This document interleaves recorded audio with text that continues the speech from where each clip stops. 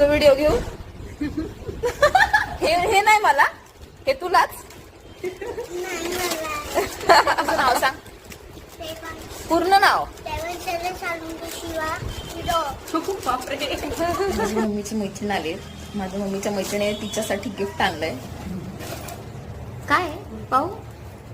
हा मस्त आहे. बाळा तू पाहिलं का? शिवाजी महाराजांचा फोटो आहे आमच्याकडे. पाहिलं तू? पाहिलं तू? कुठे सांग?